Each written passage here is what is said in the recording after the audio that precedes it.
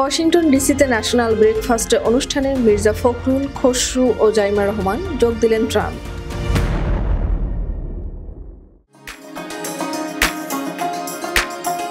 যুক্তরাষ্ট্রের president Donald ট্রাম্পের national prayer breakfast অনুষ্ঠানে আমন্ত্রিত হয়ে যোগ দিয়েছেন বিএনপির মহাসচিব মির্জা ফখরুল ইসলাম আলমগীর, স্থায়ী কমিটির সদস্য আমির খসরু মাহমুদ চৌধুরী এবং বিএনপির ভারপ্রাপ্ত চেয়ারম্যান তারেক রহমানের প্রতিনিধি ব্যারিস্টার জাইমা রহমান।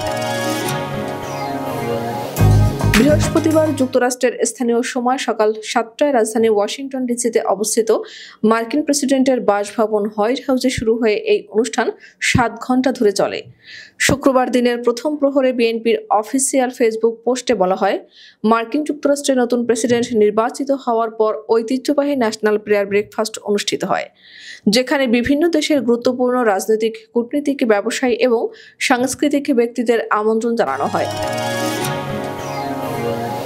যুক্তরাষ্ট্রের প্রেসিডেন্টরা ক্ষমতা গ্রহণের 100 দিনের মধ্যে বিশ্বের গুরুত্বপূর্ণ ব্যক্তিদের সম্মানে প্রাতরাশ এবং নৈশভোজের আয়োজন করেন।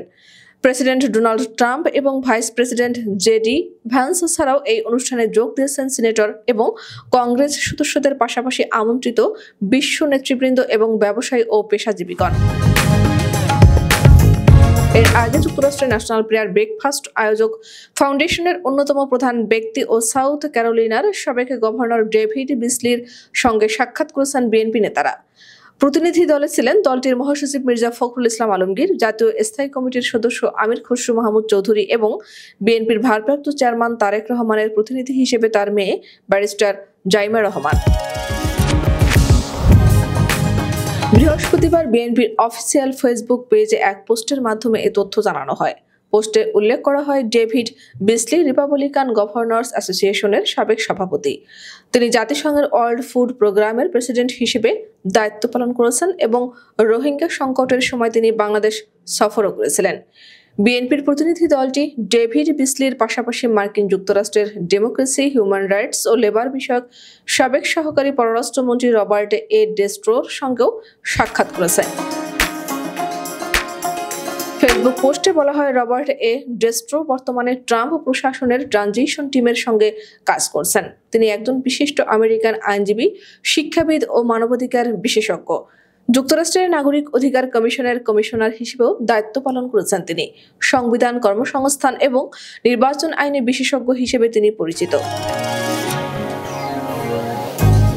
উল্লেখ্য, ন্যাশনাল প্রেয়ার ব্রেকফাস্ট অনুষ্ঠানে বিএনপির ভারপ্রাপ্ত চেয়ারম্যান তারেক রহমানের পরিবর্তে অংশ নিয়েছে তার কন্যা ব্যারিস্টার জাইমা রহমান।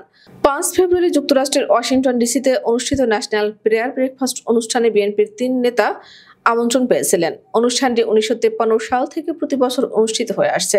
1953 সাল থেকে মার্কিন কংগ্রেশনাল কংগ্রেসের নেতৃত্বে জাতীয় প্রাতরাশ অনুষ্ঠিত হয়।